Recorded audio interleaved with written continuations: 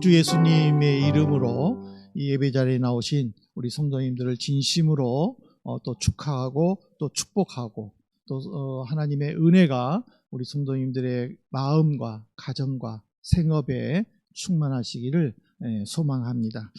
지난 주일에는 에스더서 3장을 통해서 타협이냐 소신냐라는 제목으로 주님의 교훈을 살펴보았습니다. 성도는 상황에 따라서 카멜레온처럼 신앙의 그 변화되는 모습을 보여서는 안 되고, 또 진리와 사랑의 기준으로 타협하지 말고 온전히 주님을 바라보면서 어떤 상황에서도 신앙을 잃지 말아야 된다라는 내용을 살펴보았습니다.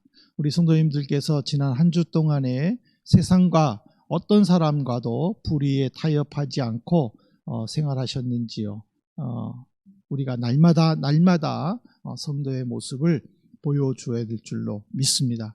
이제 이 시간에는 이제 에스더 4장 말씀을 통해서 두려울 때 생각나는 것은 이라는 제목으로 주님께서 주시는 교훈을 받도록 하겠습니다.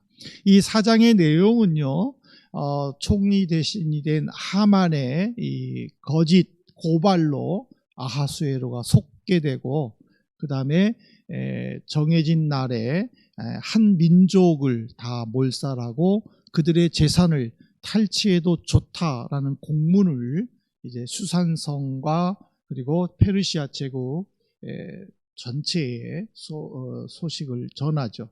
이로 인하여 그 대상이 아하수에로는 모르지만 모든 민족들은 알게 된 대상인 유대 민족들은 이제 슬픔 가운데에 통곡한다라는 것이 이 4장의 내용입니다. 그 소식을 제일 먼저 접한 모르드게는 집에서 그 소식을 듣고 울면서 이 사실을 에스더에게 알리기 위해 대궐 문 앞 가죠. 근데 대궐 문 앞에까지만 가야 됩니다. 왜냐하면 굵은 베옷은 저주의 상징이고 슬픔의 상징이고, 그래서 궁중 안에서는 항상 즐거움이 있어야 한다라는 그 아하수에로의 그 철칙 때문에 누구라도 베옷을 입고는 궁중에 출입할 수가 없게 되는 거죠. 그래서 모르드게는 그 밖에서 이제 통곡을 하며 울게 되고, 그 소식을 이제 에스더가 들어서 이제 시녀들을 보냈지만은 제대로 답을 못 듣고, 그래서 가까이 있는 이제 내시를 통해서 모든 사실을 알게 되죠. 그때에 그 모르드게는 내시에게 에스더 왕후에게 이렇게 전해달라라고 이야기하는 것이 뭐냐면은, 하나님께서 왕후의 자리에 앉게 하는 것이 바로 이때를 위함인지 생각을 해봐라. 너는 궁궐에서 산다고 이 위기를 홀로 벗어날 것이라고 안심하지 말라. 하나님은 반드시 유대인들을 다른 방법을 통해서도 살릴 것이다. 하지만 너는 동족의 위기를 모른 척한 그 동족들의 미움으로 말미암아 너는 반드시 죽을 수도 있을 것이다 라고 전해주죠. 근데 그 명령을 받을 때쯤에 에스더의 상황은 왕으로부터 30일 동안 부름을 받지를 못한 상황이었습니다. 그리고 또 페르시아의 법에는 왕의 부름 없이 누구라도 왕께 나가는 자는 죽임을 당할 것이다 라고 기록되어 있어서 전전긍긍하던 차였죠. 그럴 때에 에스더는 그 중압감을 이기지 못하고 금식 기도하고, 그리고 죽기를 각오하고 왕께 나가 문제 해결의 실마리를 오픈하는 그 내용이 4장입니다. 그러면 어떻게 해결했을까? Be continue. 다음 주일날에 5장을 살펴보면 됩니다. 아쉽죠. 5장까지 들었으면 참 좋겠는데, 근데 어쩔 수 없어요. 4장까지만 해야 되니까. 근데 참 우리는 이 내용을 참 가볍게 읽고 넘어가요. 그냥 아하수에로가 공문을 발표했구나. 유대인들이 슬퍼하는구나. 모르드게는 통곡하고 있구나. 에스더는 금식했구나.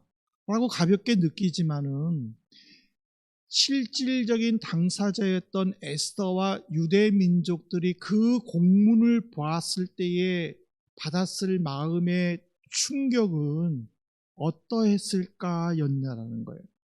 이거를 제3자니까는 가볍게 넘어가잖아요.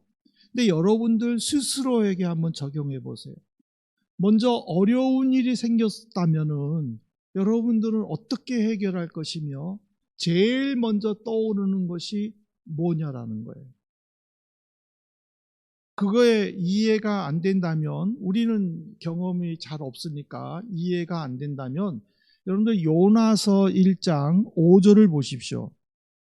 사공들이 두려워하여 각각 자기의 신을 부르고 또 배를 가볍게 하려고 그 가운데 물건들을 바다에 던지니라. 그러나 요나는 배 밑층에 내려가서 누워 깊이 잠이 든지라. 1장 2절에 보면 하나님은 요나에게 너는 아수르의 수도 니느웨로 가서 3일 안에 멸망할 것이다 라는 말을 선포하라 라고 했어요. 근데 아수르에 의해 북쪽 이스라엘이 멸망했고 북쪽 이스라엘의 선지자 요나는 아수르도 망해야 되는 것을 기뻐하기 때문에 참아가서 말하고 싶지 않은 거예요. 그래가지고 욥바로 내려가기 위해 다시스에서 배를 탄 거예요. 그리고는 배 밑창에 내려가가지고 잠을 잔 거예요. 나는 이제 하나님을 떠났다. 하나님이 여기까지 못 보실 거다라는 안심 가운데 잠이 들죠. 그런데 웬걸 바다 한가운데에 이르렀을 때에 하나님은 큰 광풍을 보내는 거예요. 그 큰 광풍 속에서 선장 배에 있는 승객들과 선원들이 여기 보니까는요 두려웠다고 했어요. 근데 이 대목에 보니까 사람들이 두려울 때에 어떤 모습을 보이느냐? 자기가 믿는 신을 찾는다라는 거예요. 그러니까는 그들은 막 각자의 신을 찾는 거예요. 어떤 사람은 알라를 찾겠죠. 또 이 당시에는 알라가 없었지. 이 당시에는 뭐 다곤 신을 찾았겠죠. 이 당시에는 뭐 여러 여신들을 찾았겠죠. 찾았는데 문제는 뭐냐면 해결을 못 받은 거예요. 해결을 못 받으니까는 점점 더 두려움과 공포 속에 빠지는 거예요. 이제는 이 깊은 바다에 배가 이제 침몰해서 우리는 죽겠다. 그러니까 어떻게 되는 거예요? 내가 믿는 신도 해결을 해주지 못하네. 그러니까는 인간적인 방법을 세우는 거예요. 그게 뭐예요? 선장의 지시로 배 안에 있는 모든 물건들을 다 버리기 시작한 거예요. 사람들은 막 우왕좌왕하며 두려움 속에서 막 물건들을 부산하게 바다로 버리면서 살려고 발버둥 치고 있는데 이 상황을 아는지 모르는지 요나는 자고 있는 거예요. 그러니까 또 선장은 또 그 잠자고 있는 요나를 발견하고는 이제 화가 나는 거예요. 아니 당신은 이 상황에서 잠이 오느냐? 빨리 일어나서 당신이 믿는 신에게 기도하여 이 위기를 극복하게 해달라고 지금 책망하는 거예요. 각 민족, 각 사람의 그 개성을 떠나 누구라도 두려움에 빠지면은 첫 번째로 내가 믿는 신을 찾게 된다는 거예요. 내가 믿는 신이 시원치 않다? 그러면 어떻게 쓰든지 간에 인간적으로 그 어려움을 해결하기 위해 수단과 방법을 가리지 않고 그것을 위해서라면 내 모든 것을 다 바치겠다라는 그게 인간의 본능이라는 거예요. 그러니까는 많은 사람들이 뭐래요? 내 영혼을 바치고라도 해결하고 싶다라고 말하는 것들은 그게 그 어려움에서 벗어나고 싶은 인간의 본능이라는 거예요. 그 인간의 본능을 잘 아신 하나님께서는 바로 이 에스더 4장의 모르드게와 에스더를 통해서 우리에게 두 가지를 가르쳐 주셨어요. 첫 번째가 뭐냐? 두려움에 빠지거나 어려운 일이 있을 때 성도는 금식 기도해야 한다는 거예요. 에스더 4장 3절에 보십시오. 왕의 명령과 조서가 각 지방에 이름에 유다인이 크게 애통하여 금식하며 울며 부르짖고 굵은 베옷을 입고 재에 누운 자가 무수하더라. 이 짧은 내용에요. 애통하다, 금식하다, 울다, 부르짖다, 굵은 베옷을 입다, 재에 누웠다 라는 6개의 동작이 나타나요. 그러니까는 이 6개의 동작은 지금 유대인들이 얼마나 두려웠는지 무서웠는지를 지금 보여주는 거예요. 그런데 고대 근동 지방에는요, 인간들이 두려움이나 슬픔에 빠질 때에 공통적으로 보여주는 행동이 뭐냐면은 애통하고 베옷을 입고 재에 누워서 우는 것이, 이게 공통적인 모습이에요. 페르시아의 역사가인 헤로도토스는요, 페르시아 해군이 살라미스 전투에서 그리스 군사에게 대패했었을 때에 그 소식을 들은 수산성 시민들이 비통한 마음으로 그들의 옷을 찢으며 베옷을 입고 애통하면서 울었다라고 기록되어 있어요. 왜 그러냐면 누군가의 남편, 누군가의 아들이 이제는 더 이상 볼 수 없다라고 하는 그 비참함, 그 비통함 속에 베옷을 입고 재에 누워서 통곡하면서 울 수밖에 없는, 이것이 바로 두려움과 슬픔에 빠진 인간의 감정이라는 거예요.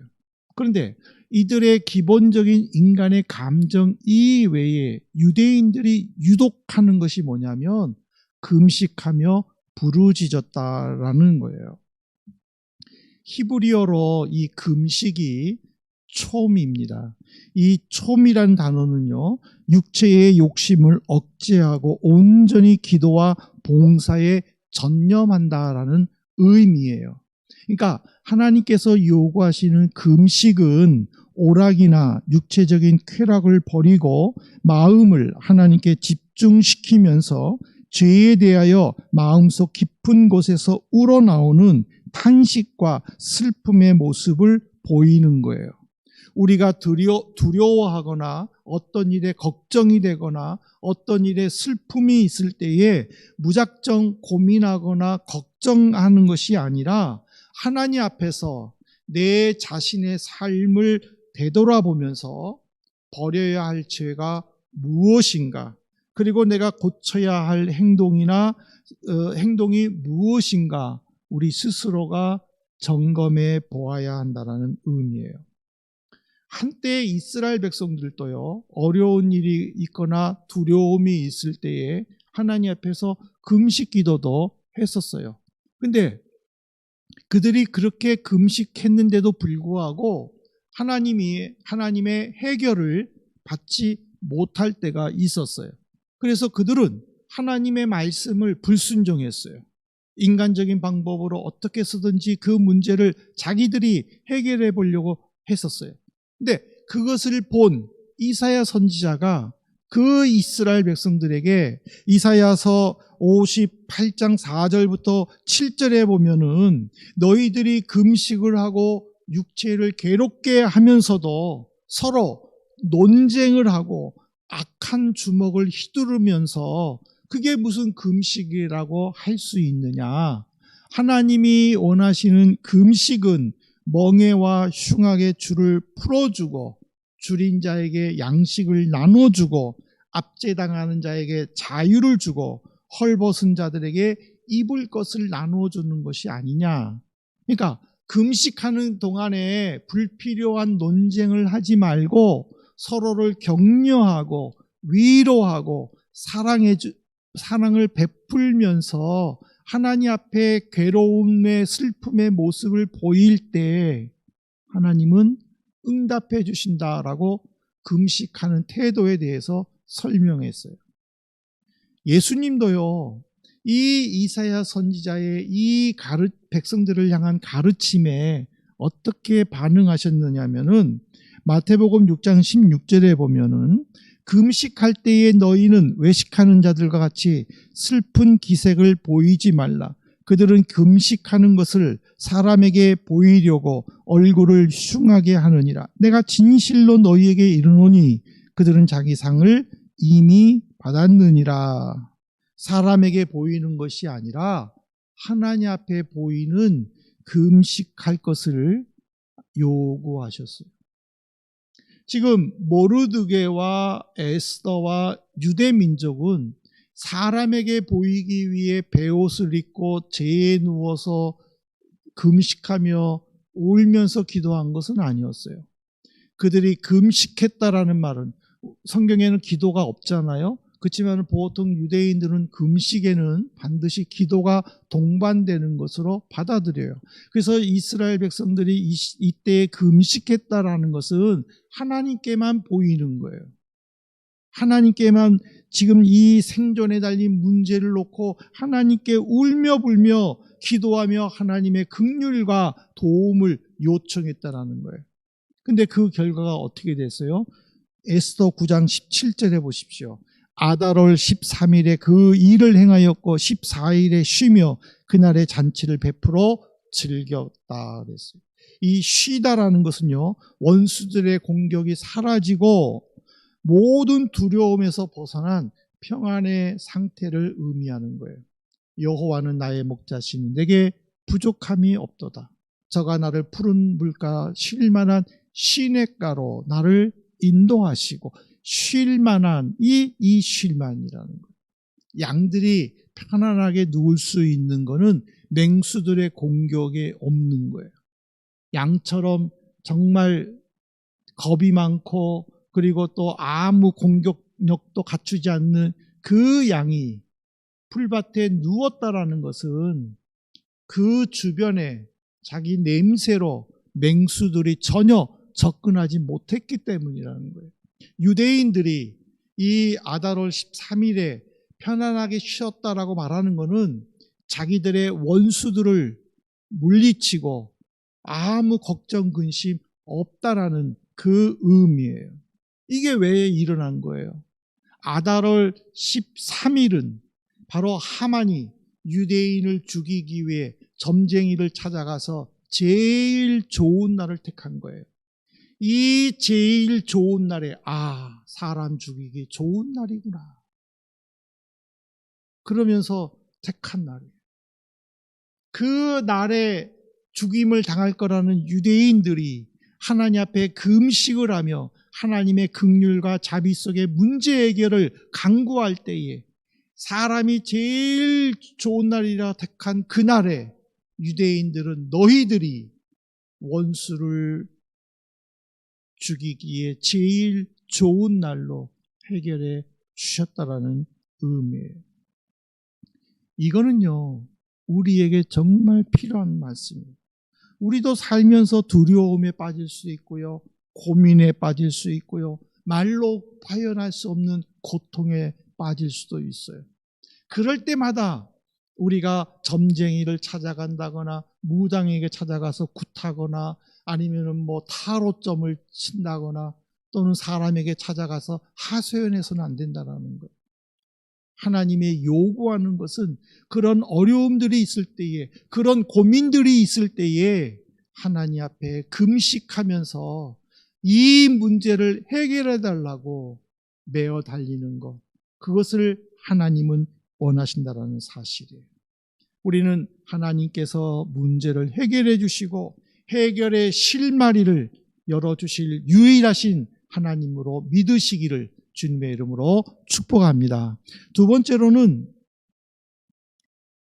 고민에 빠지거나 어려움에 빠질 때 우리는요, 서로에게 협력해야 됩니다. 4장 16절 보실래요? 당신은 가서 수산에 있는 유다인들을 다 모으고 나를 위하여 금식하되 밤낮 3일을 먹지도 말고 마시지도 마소서. 나도 나의 시녀와 더불어 이렇게 금식한 후에 규례를 어기고 왕에게 나아가리니 죽으면 죽으리다 하니라. 모르드게의 경고에 에스더는 굉장히 곤혹스러웠죠.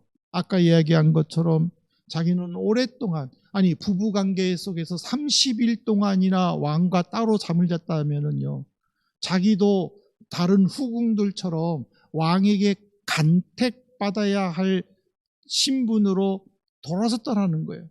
내가 내 남편 만나겠다는데 허락을 받아야 된다는 게 그거 얼마나 비참한 거예요. 여러분 생각해 보세요. 우리 이정일 집사님이 한명 집사님 만나는데 여보 나 가도 돼? 그런다면 그거 얼마나 부부간에 비참하겠어. 지금 에스더는 지금 그 처지예요. 그런데 하만은 모르드게는 이 사실을 아는지 모르는지 강하게 몰아붙이잖아요. 너는 민족을 위해서 헌신하지 않으면 민족은 살지만 너는 죽을 것이다라고 하니 에스더 입장에서는 얼마나 중압감이 크겠어요. 그러니까 에스더가 모르드게에게 뭐를 요구했습니까? 나도 금식 기도할 테니 당신도 수산성에 있는 유다인들을 다 모아서 3일 동안 밤낮을 먹지 말고 마시지도 말고 나를 위해 기도해 달라고 그랬지. 협력을. 배찢장도 맞들면 낫다라는 우리나라 속담이 있어요. 서로 협력하면은 아무리 가벼운 것이라도 더 훨씬 쉽고 효과적이다라는 거예요. 근데 요즘의 젊은이들 사이에 배찢장도 맞들면 낫다의 이 속담이 뭐라고 되어 있어요?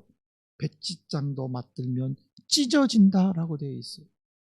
협력한다, 협동한다, 함께한다, 이것들을 개무시하는 형태라는 거예요. 네. 비속어로 쓰면 안 되겠죠. 무시하는 세상이에요. 여러분들 메타버스를 아십니까? 가상 초월을 의미하는 메타와 세계와 우주를 의미하는 유니버스를 합성한 신조어죠. 가상 우주라고도 번역되기도 하죠. 이 3차원의 공간에서 실질적인 생활 규범과 법적으로 인정된 어떤 직업이라든지 금융이라든지 학습 등을 기반으로 하는 이 가상세계에서 이루어지는 온라인 공간이죠. 여기에는요, 자기와 AI만 있는 거예요. 다른 사람들의 눈치, 또 다른 사람들과 시간을 맞추기 위해서 어떤 계산해야 되는 그 복잡함 다 없는 거예요. 우리는 커피 한 잔 세 사람이서 마시려고 해도요, 서로 시간이 틀리면은요, 이 사람하고 조율해야 되고 저 사람하고 조율해야 되고 내 일정도 조율해야 되고 복잡한 거예요. 근데 AI하고는 상관이 없는 거예요. 아침에 일어나서 AI에게 나 음악 좀 틀어줘. 나 너무 지금 마음이 심란해. 나를 위로와 음악 틀어줘. 그러면은 네 알겠습니다. 그럼 그 음악이 나오는 거예요. 뭐 거기에 대해서 내가 어떤 음악을 틀어야 될까 고민하지 않아도 되는 거예요. AI하고 커피 마시고 싶으면은요, 나 너랑 커피 마시고 싶어. 그러면은 네 저랑 커피 마시죠. 딱 그 한마디만 하는 거예요. 내가 그 AI한테 야 나는 이 시간에 커피 마시고 싶은데 너는 괜찮니? 그렇게 말할 필요가 없는 거예요. 다른 사람의 눈치를 볼 필요도 없는 거예요. 이런 세상에 자기만의 삶, 자기의 성에 갇혀서 산 것이 오늘의 세태이다 보니 누군가와 협력한다, 누군가와 함께한다, 누군가와 공유한다, 그것들은 굉장히 어려운 형편이라는 거예요. 그렇지만 하나님이 에스더를 통해서 우리에게 가르쳐 주는 것은 다른 사람과의 협력, 다른 사람과 함께 공동의 삶을 요구하는 거예요. 성도는 다른 사람을 돌보아야 돼요.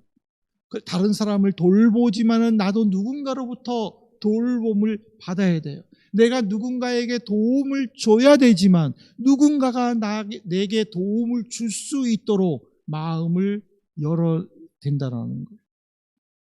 전도서 4장 12절에 보실래요? 한 사람이면 패하겠거니와 두 사람이면 맞설 수 있나니 세 겹줄은 쉽게 끊어지지 아니하느니라. 솔로몬은 지금 공동체적 운명으로 성도가 서로 힘을 합할 때 더욱 생존력이 강하다라는 것을 지금 가르쳐 주는 거예요. 사랑하는 성도 여러분, 말씀을 맺으면서 지난 주일에도 제가 모세의 예를 들었지 않습니까? 오늘도 모세의 예로 결론을 맺도록 하겠습니다. 출애굽기 4장 14절에 보십시오. 여호와께서 모세를 향하여 노하여 이르시되 레위 사람 내 형 아론이 있지 아니하냐. 그가 말 잘하는 것을 내가 아노라. 그가 너를 만나러 나오나니 그가 너를 볼 때에 그의 마음에 기쁨이 있을 것이라. 모세는요, 젊었을 때에 왕자의 신분이었을 때는 자기가 유대 민족으로서 이 유대인들을 위해 무엇인가 할 일이 있다라고 생각을 했어요. 그리고 자기 판단에 자기 혼자서 독자적으로 그 일을 행했어요. 그렇지만 그에게 따라온 것은 살인자였어요. 유력한 차기 왕의 후보에서 이제는 살인자의 멍에를 뒤집어 쓰고 광야로 도망가야 됐었어요. 광야에 도착했었을 때 그는 생각했겠죠. 아, 조금만 있으면 나는 애굽으로 돌아갈 것이다. 그러나 그는 40년이 지나도 돌아갈 수가 없었어요. 그는 장인어른이 목동으로 양을 치고 있을 때에 나는 이제 곧 애굽으로 갈 텐데 그래 그때까지만이라도 내가 장인어른의 이 업을 내가 도와야지 하고 도와줬는데 그 얼마가 40년이 되어버렸어요. 이제는 포기가 된 거예요. 그때서야 하나님은 모세에게 명령한 거예요. 너는 지금 애굽으로 가서 내 민족, 내 동포를 구출해내라. 그러니까는 모세가 뭐라고 한 거예요? 난 못한다고 그런 거예요. 그러니까는 하나님이 지금 화를 내시는 거예요. 똑같은 상황이에요. 에스더를 보십시오. 에스더는 왕후의 지위를 이용해서 혼자서 어떻게 해보겠다 생각하지 않았어요. 그녀는 맨 먼저 떠오른 것이 하나님이었어요. 그래서 모르드게에게 이야기한 거예요. 당신도 백성들과 함께 나를 위하여 밤낮 3일을 먹지도 말고 마시지도 말고 기도하소서. 본인도 자기 혼자 안 했어요.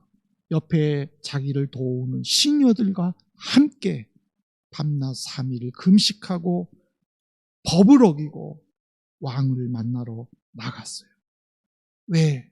자기만의 세상이 아니라 더불어 함께하는 세상입니다. 우리는요, 얼마든지 나 혼자 잘할 수 있어요. 나 혼자서 내가 하고 싶은 평가를 나타낼 수 있어요. 충분히 감당할 수 있어요. 괜히 누군가와 함께 했다가는 폭망할 수도 있어요. 그런데 그럼에도 불구하고 서로 협력한다면은 아픔이나 두려움이나 걱정에서 쉽게 벗어날 수 있다는 것이 성경의 진리예요. 한 사람보다는 두 사람이, 두 사람보다는 여럿이 힘을 모을 때에 그 속에서 더 많은 지혜와 더 깊은 분별력과 판단력들을 모을 수가 있는 거예요. 극복할 수가 있는 거예요.